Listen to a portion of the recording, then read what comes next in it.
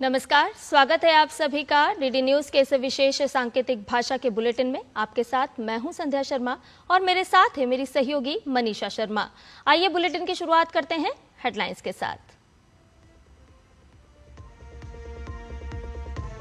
पाकिस्तान के साथ मौजूदा स्थिति पर आज संसदीय समिति को जानकारी देंगे विदेश सचिव। वर्तमान विदेश नीति विकास पर होगी ब्रीफिंग।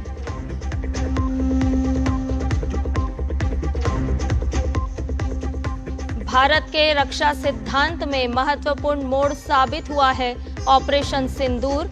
रक्षा मंत्रालय ने कहा, तीनों सेनाओं के बीच तालमेल देखा गया, बेहतरीन प्रदर्शन भी।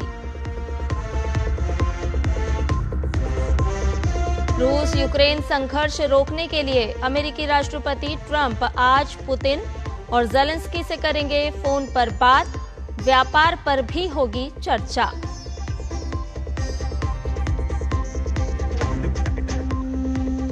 एनसीसी के पर्वतारोहण दल ने दुनिया की सबसे ऊंची चोटी माउंट एवरेस्ट पर फहराया तिरंगा।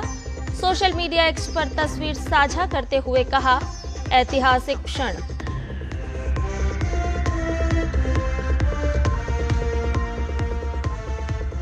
और उत्तर भारत को आज से 24 तारीख तक मिल सकती है भीषण गर्मी से राहत। मौसम विभाग के अनुसार कई इलाकों में बारिश का अलर्ट, पहाड़ी राज्यों में भी बर्फबारी के आसार।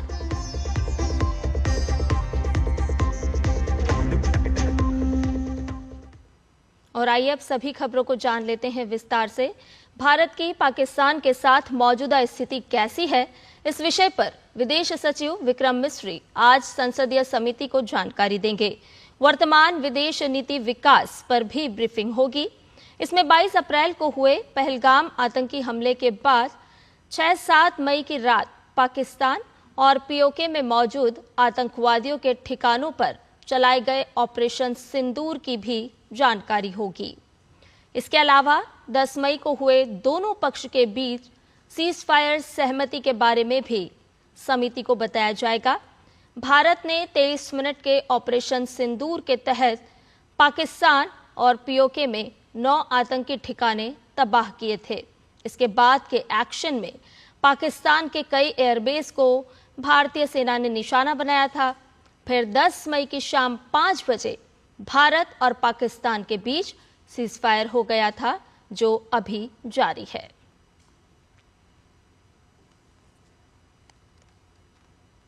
पाकिस्तान के आतंक के खिलाफ ऑपरेशन सिंदूर के बाद मोदी सरकार बड़ा कूटनीतिक कदम उठाने जा रही है, ताकि पूरी दुनिया के सामने पाकिस्तान को बेनकाब किया जा सके। इसके लिए सरकार की ओर से सभी दलों के सांसदों की टीम बनाकर 7 प्रतिनिधिमंडल बनाया गया है। प्रतिनिधिमंडलों को विदेश सचिव विक्रम मिस्री विदेश यात्रा पर जाने से पहले ब्रीफिंग देंगे। 7 प्रतिनिधिमंडलों को 2 चरणों में ब्रीफिंग दी जाएगी। भारतीय डेलीगेशन की ये यात्रा 23 से 25 मई के बीच शुरू होने की संभावना है। शशि थरूर की अगुवाई वाला दल 23 मई से अपनी विदेश यात्रा शुरू करेगा।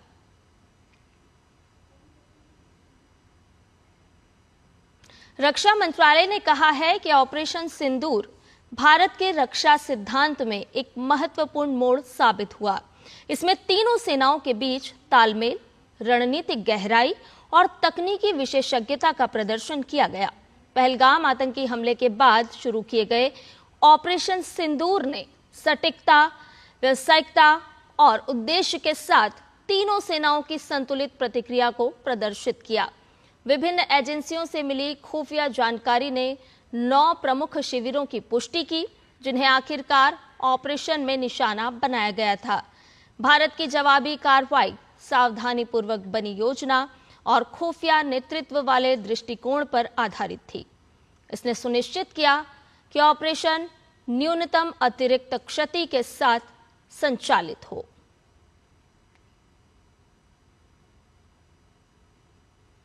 विदेश मंत्री डॉक्टर एस जयशंकर आज से नीदरलैंड, डेनमार्क और जर्मनी की आधिकारिक यात्रा पर रवाना होंगे।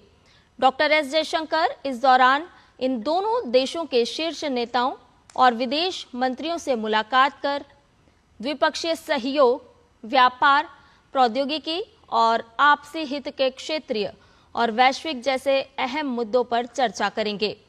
विदेश मंत्री का ये दौरा 24 मई तक रहेगा।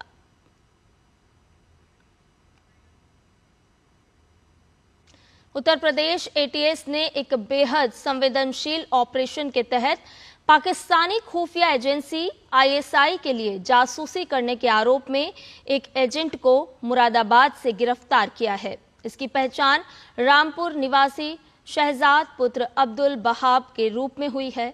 वो लंबे समय से पाकिस्तान के संपर्क में था और चोरी छिपे भारत व पाकिस्तान के बीच कॉस्मेटिक्स, कपड़े, मसाले और अन्य सामान अवैध रूप से सीमा पार से लेकर आता था और इसकी आड़ में आईएसआई के लिए काम करता है। वो आईएसआई के एजेंट्स से लगातार संपर्क में है और देश की सुरक्षा से जुड़ी गोपनीय सूचनाएं साझा की है।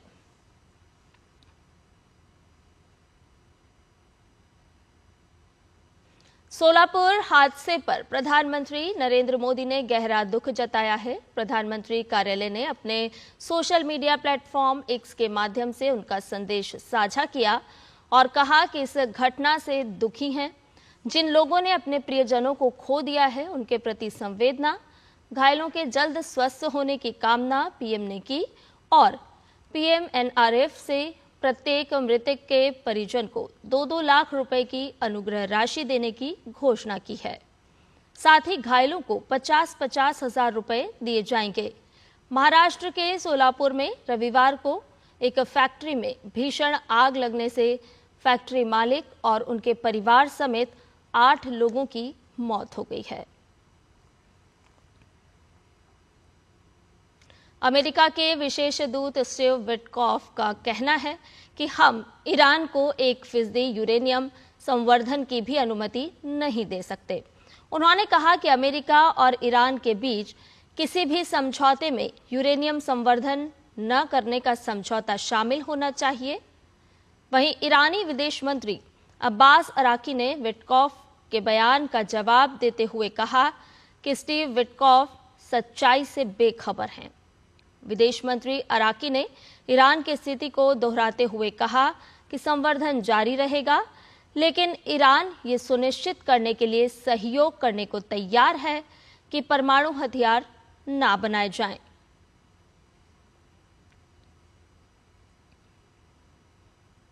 इजरायली प्रधानमंत्री कार्यालय ने कहा है कि इजरायल गाजा पट्टी पर अपनी नाकेबंदी में ढील देगा और वहां सीमित मात्रा में खाद्य सामग्री को जाने की अनुमति भी देगा। बयान में कहा गया है कि गाजा पट्टी में भूखमरी का संकट पैदा ना हो, इसके लिए इजरायल सीमित मात्रा में खाद्य सामग्री पहुंचाने की अनुमति देगा।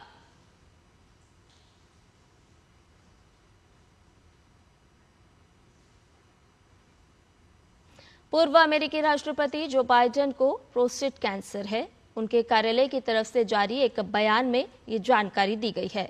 बताया गया है कि कैंसर बाइडेन की हड्डियों तक फैल गया है और इसके इलाज के लिए विकल्पों की समीक्षा की जा रही है। अमेरिकी राष्ट्रपति डोनाल्ड ट्रंप ने इस खबर पर दुख जताया है। उन्होंने ट्रुथ सोशल पर एक पोस्ट में लिखा कि वो जो बाइडेन के जल्द स्वस्थ होने की कामना करते हैं।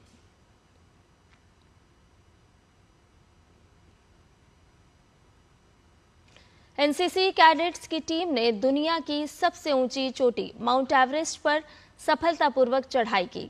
सोशल मीडिया एक्स पर एक तस्वीर साझा करते हुए इसे ऐतिहासिक पल बताया गया है। इस दल में 5 लड़के और 5 लड़कियां सहित कुल 10 कैडेट, 4 अधिकारी, 2 जूनियर कमीशन ऑफिसर, एक गर्ल कैडेट इंस्ट्रक्टर और 10 नॉन कमीशन ऑफिसर शामिल थे। एवरेस्ट मिशन से पहले अभ्यास के लिए उन्होंने माउंट अबीगमिन पर चढ़ाई की थी। इसके बाद 15 कैडेट्स को सियाचिन बेस कैंप में तकनीकी और सर्दियों के प्रशिक्षण के लिए चुना गया, जिनमें से 10 को एवरेस्ट अभियान के लिए चयनित किया गया। कठिन मौसम और दुर्गम मार्ग के बावजूद कैडेट्स ने एवरेस्ट शिखर पर तिरंगा और एनसीसी ध्वज फहराया।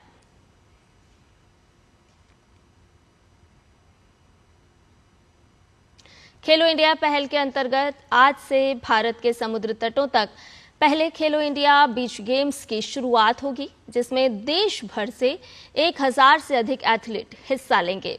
खिलाड़ी 6 दिनों तक 6 पदक स्पर्धाओं और 2 प्रदर्शनी खेलों में हिस्सा लेंगे। इन खेलों का समापन शनिवार को होगा।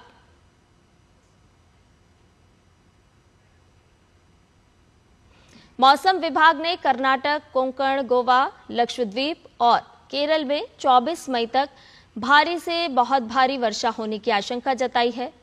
वहीं पूर्वोत्तर भारत में 24 मई तक अरुणाचल प्रदेश, असम, मेघालय, त्रिपुरा, नागालैंड, सिक्किम और असम के कुछ स्थानों पर बहुत भारी वर्षा होने की आशंका है। इसके साथ ही पंजाब और पश्चिम बंगाल में अगले 5 से 6 दिनों के दौरान गरज और बिजली के साथ भारी से बहुत अधिक वर्षा हो सकती है। मौसम विभाग ने छत्तीसगढ़, तटीय आंध्र प्रदेश, पूर्वी राजस्थान, हरियाणा, चंडीगढ़, मध्य प्रदेश, दिल्ली और उत्तराखंड के अलग अलग स्थानों पर बिजली और तेज हवाओं के साथ आंधी आने की संभावना जताई है। इसके अलावा हिमाचल प्रदेश और उत्तराखंड में अगले 2 दिन ओलावृष्टि और बारिश की भी संभावना है। पश्चिमी राजस्थान में 22 मई तक लू चलने का अनुमान जताया गया है।